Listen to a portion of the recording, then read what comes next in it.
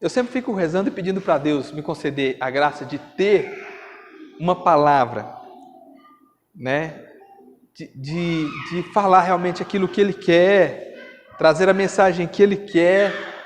E às vezes Deus me surpreende, Deus nos surpreende. Aliás, surpreender-nos é uma característica fantástica de Deus. Ele ama nos surpreender. Ele ama que nós, apesar das expectativas, se eu não me engano, tem uma frase que diz assim: eu prefiro não criar expectativas. É melhor me surpreender do que me decepcionar, né? Prefiro não criar expectativas. Com relação àquele ano, o ano de 2021, eu prefiro não criar expectativas. É melhor me surpreender do que não me decepcionar. Né? Com relação ao meu namoro, eu prefiro não criar expectativas, é melhor me surpreender do que me decepcionar. Com relação ao meu casamento, com relação ao meu trabalho, com relação a isso, com relação àquilo, prefiro não criar expectativas, pois, meu irmão, minha irmã, com Deus você pode criar expectativas, porque Ele não nos decepciona. Ele não me decepciona, Ele não te decepciona, pode criar expectativa. Sem medo de ser feliz, pode criar expectativa. O único detalhe é que o surpreender de Deus, eu não vou dizer assim a surpresa, o surpreender de Deus, ele vem às vezes com um capricho tão intenso, tão grande, que ele precisa de um tempo para preparar. Mas Deus não precisa de um tempo para preparar, porque porque Ele, sendo Deus, não faz a coisa certa, do jeito certo, ou não consegue fazer no prazo. Ele precisa de um tempo para preparar, porque nós muitas vezes não conseguimos absorver ou receber o surpreendente de Deus na hora certa, do jeito certo, ou na hora que Ele quer dar. Às vezes Ele precisa esperar por nós. Eu me lembro quando eu participei de um encontro, de uma tarde de louvor, na realidade era um carnaval com Jesus lá em Goiás. Eu sempre falo que eu dou esse exemplo, né? Mas é a raiz.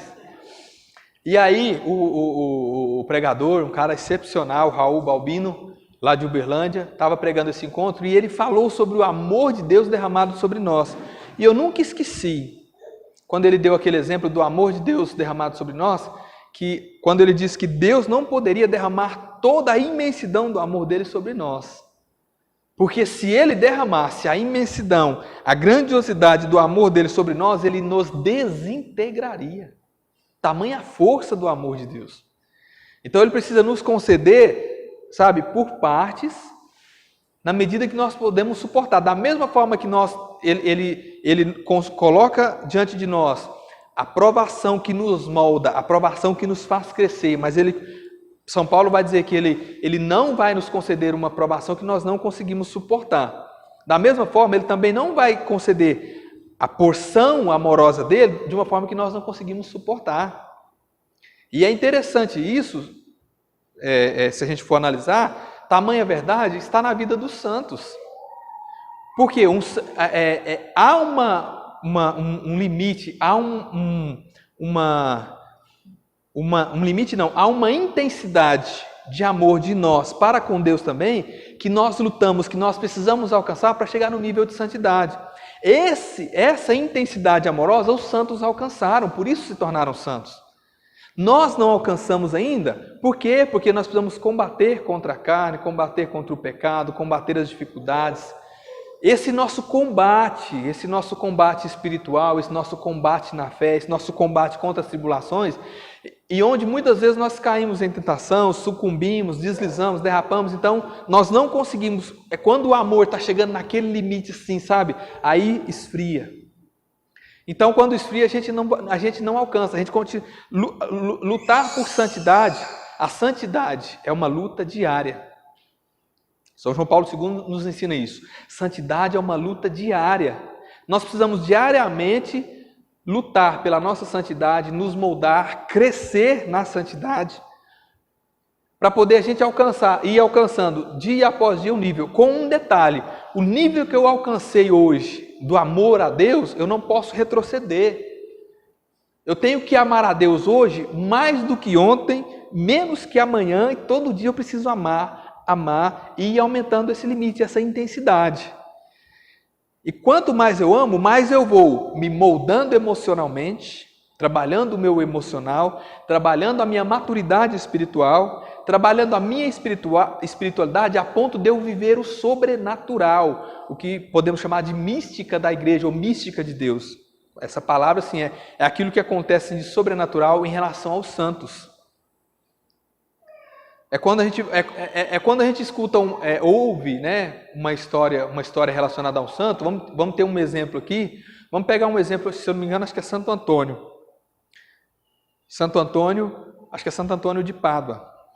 Quando ele foi numa igreja para convidar as pessoas a louvar a Deus, e as pessoas não deram a mínima, não louvaram, e ele saiu da igreja frustrado, e ele chegou na beira de um lago e pediu para os peixes louvar a Deus, e os peixes começaram a pular louvando a Deus.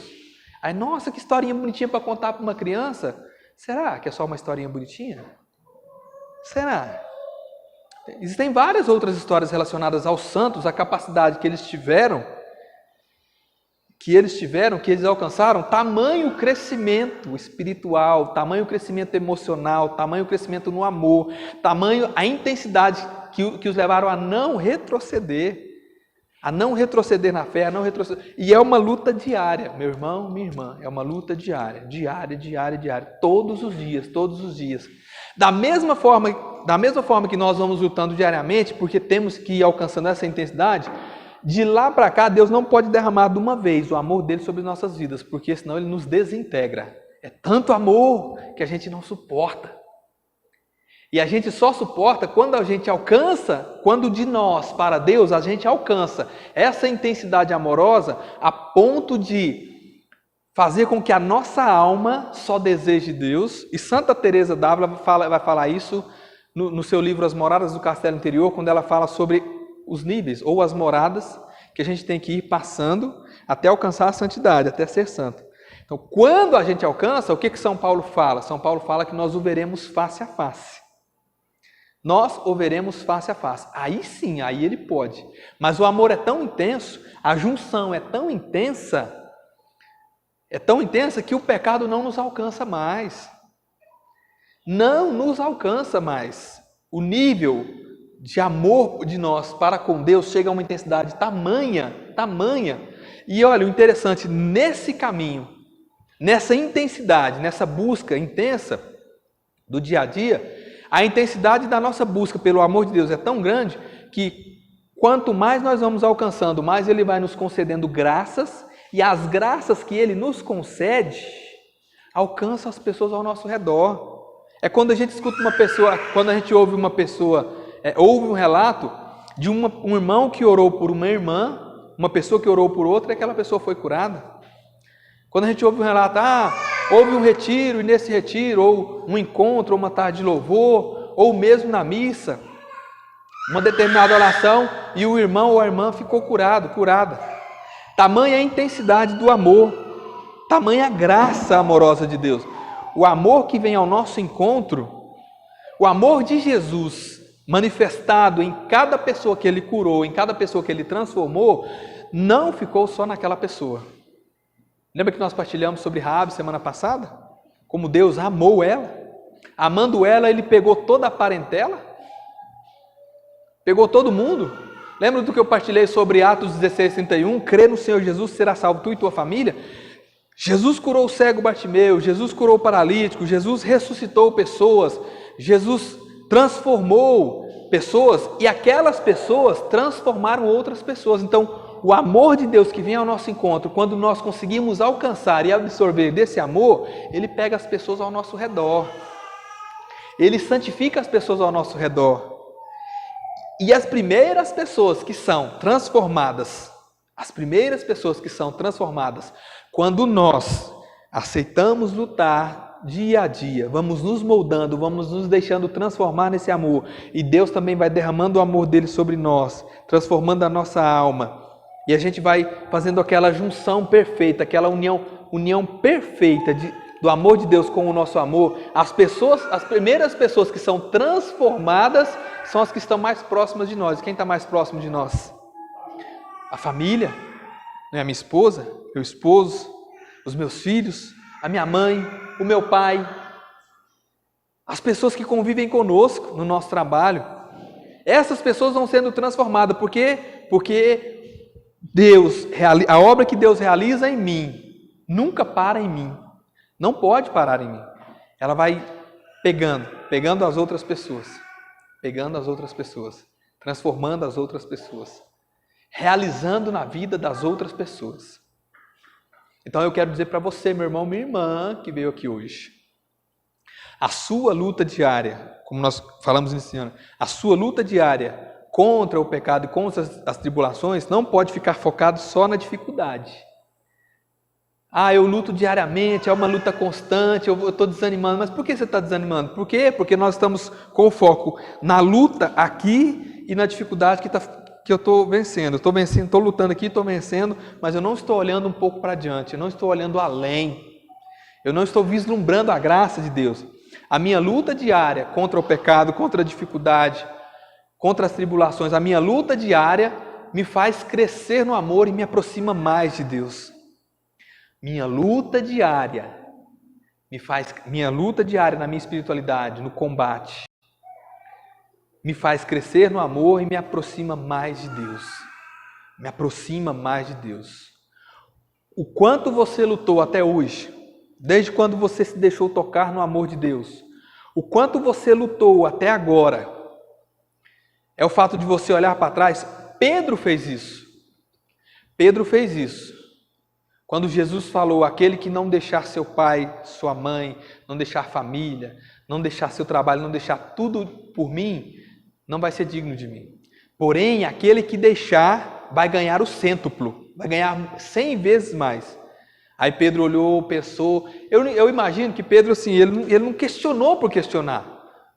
Eu particularmente imagino que quando Jesus falou isso, Pedro, eu penso que ele nem estava olhando para Jesus. Eu acho que ele fez o que muitas vezes a gente faz. Sabe aquele momento que a gente para em alguns momentos da vida para pensar a nossa vida? Sabe aquele momento que muitas vezes a gente para assim para pensar na nossa luta? Até onde eu cheguei, até onde eu consegui chegar? Quanta luta como pai de família, é aquilo que a gente para refletir, como mãe de família. Quanta luta no meu trabalho, como eu tenho lutado para chegar onde eu cheguei. Eu acho que o Pedro parou e pensou, o quanto eu já fiz para estar aqui e como tem sido árduo a minha luta diária. A minha luta diária. Deixamos tudo, né, Jesus, para te seguir. E aí Jesus olhou para Pedro e viu Pedro.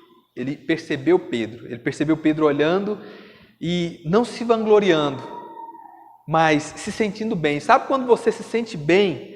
Porque você sabe que você está conseguindo. Eu estou lutando diariamente. É uma luta árdua contra o pecado, contra as dificuldades. A minha luta diária em relação, a minha dificuldade na família. Quantas esposas têm lutado diariamente porque tem dificuldade com o esposo no relacionamento. Às vezes o esposo está enveredado no vício do álcool ou da prostituição e aquela esposa está ali diariamente orando por ele. Quantos esposos têm lutado por suas esposas, para a conversão delas, pela conversão das esposas? Quantos pais têm lutado pela conversão dos seus filhos? Quantas mães, quantos pais têm lutado, têm orado para tirar seus filhos das drogas ou da prostituição? Quantas esposas têm orado pelos seus maridos, pelos seus esposos que estão desempregados? E isso é uma frustração muito grande. Para um homem é uma frustração muito grande. Enfim, aquelas lutas mais ferrenhas que a gente enfrenta. Aquelas dificuldades mais ferrenhas que a gente enfrenta. E a gente vai enfrentando no dia a dia, a gente vai lutando. Quantos jovens param para pensar nos estudos? Estou lutando, estou conseguindo. Não tenho dinheiro para pagar meus estudos, mas eu estou conseguindo, eu estou vencendo, atravessam madrugadas. Eu tenho muitos amigos e amigas que já relataram para mim atravessando madrugadas no estudo, para poder conseguir uma faculdade, para poder vencer na vida. Essa luta que a gente para, olha para trás e pensa, estou conseguindo. Aí vem aquela sensação, assim, eu estou conseguindo. E a gente para pensar também na nossa luta pelo reino de Deus. Como a gente tem combatido o bom combate, como a gente tem lutado, buscado participar, buscado, passar para os filhos, buscado rezar diariamente. A nossa vida de oração, a nossa busca é intensa. Deus tem visto. Deus tem visto a sua luta, tem visto a sua batalha. E eu quero dizer para você, não tenha medo de criar expectativas em relação a Deus.